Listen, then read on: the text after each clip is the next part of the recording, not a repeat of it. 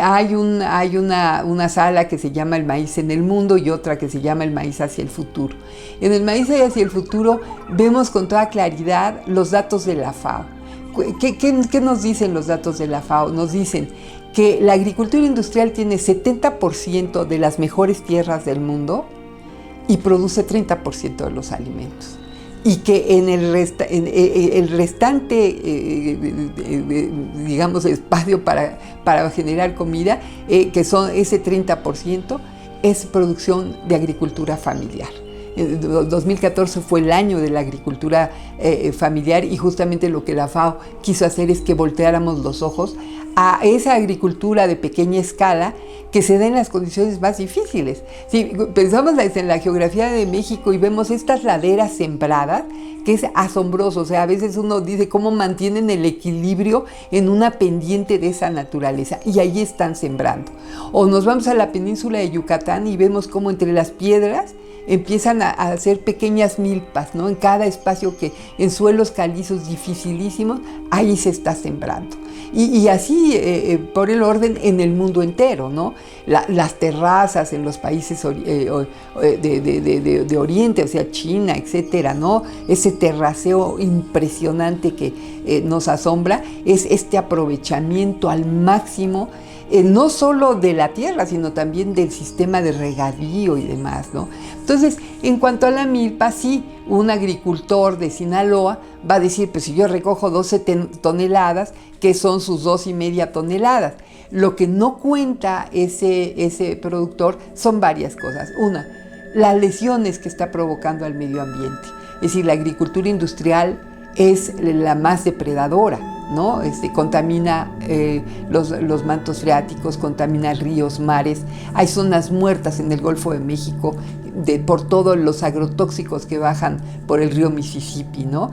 Y por otro lado, la erosión de los suelos, que ya nos tiene preocupados en el mundo entero. Se han perdido suelos alarmantemente y se debe a la agricultura industrial.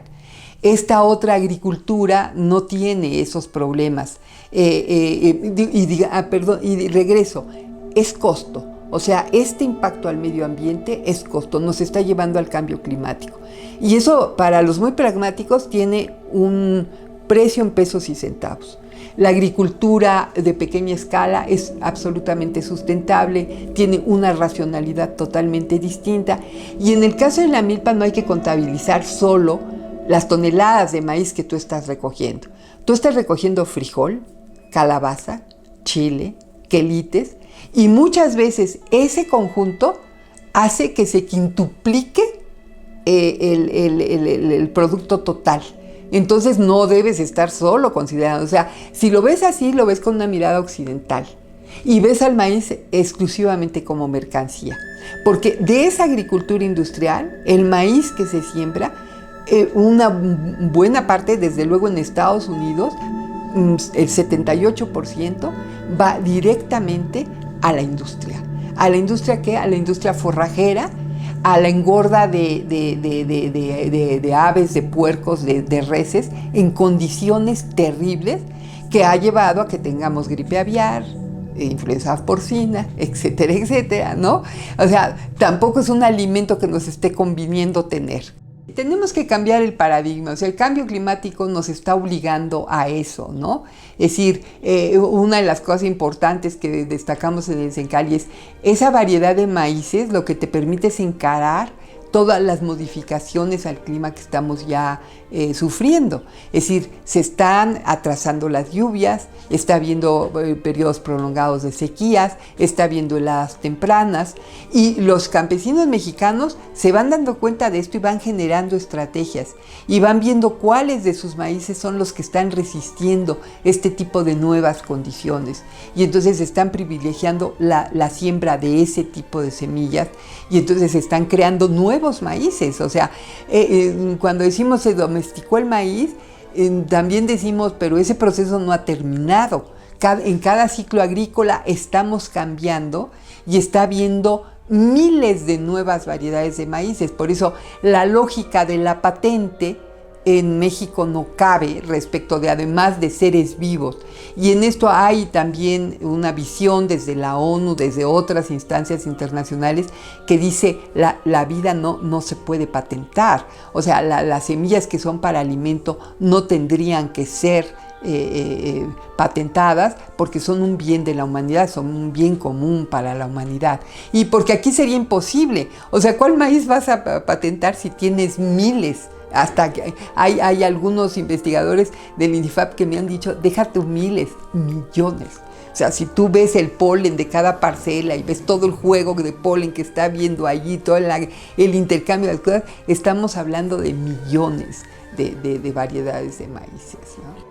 La milpa no erosiona, sobre todo si tienes ciertos cuidados, porque a veces sí, tú para sembrar una milpa metes un arado, y entonces a lo mejor la roturación del suelo es un poquito más agresiva. Pero en otros lugares, por ejemplo, hay comunidades en el sur de Sinaloa que siembran todavía con la coa, es decir, que siembran con el palo plantador. A lo mejor le ponen una punta metálica, ya no es solo el huicli de madera, pero igualmente es apenas agresiva, ¿no? Y además no hay tanta pérdida de suelos porque al ser un policultivo, unas plantas a otras intercambian nutrientes y entonces no se agotan los minerales. Y luego toda la vida que hay en los suelos que a veces se nos olvida, ¿no? Que es un mundo, es un universo de pequeñas especies que dan micronutrientes que también forman parte de la alimentación y que esos no están ya presentes en la agricultura industrial, porque la agricultura industrial ha matado toda esa vida para lograr cultivos a base de fertilizantes artificiales, ¿no?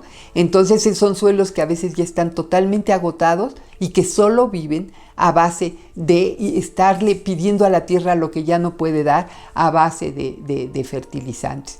Y luego el uso de los herbicidas, ¿no? Ahorita estamos viendo como México, por suerte, se está ya oponiendo al uso del glifosato, por las consecuencias a la salud tan tremendas que tiene, ¿no? Pues es un cancerígeno, ya está esto reconocido incluso por la Organización Mundial de la Salud, y además mata las hierbas, cuando las hierbas para nosotros son quelites, que son plantas comestibles de un nivel nutricional fantástico, pero además que hacen que el plato de la milpa varíe. Además, el crecimiento de la producción orgánica va hacia arriba, ¿no? Y hay un ingreso en divisas inclusive. Para aquellos que estén pensando en que lo importante es vender hacia afuera y tener divisas, también estas formas de cultivo las pueden allegar, ¿no? Lo mismo que podemos estar pensando en la zona maya respecto de la miel, no en sembrar esta soya transgénica que contamina esas mieles e impide ese comercio con Europa, sino por el contrario, tener una serie de cultivos, tener una visión respecto de las milpas, etcétera, que permita que esas abejas vivan prósperamente y haya esa miel que fue famosa desde antes de la llegada de los españoles, ¿no? Son formas de producción de miel espectaculares, absolutamente nativas, originarias de esa zona del país. Entonces, pues yo sí creo que podemos llegar a la sustentabilidad a partir de un cambio de paradigma que está obligado en este momento. Gobierno de México.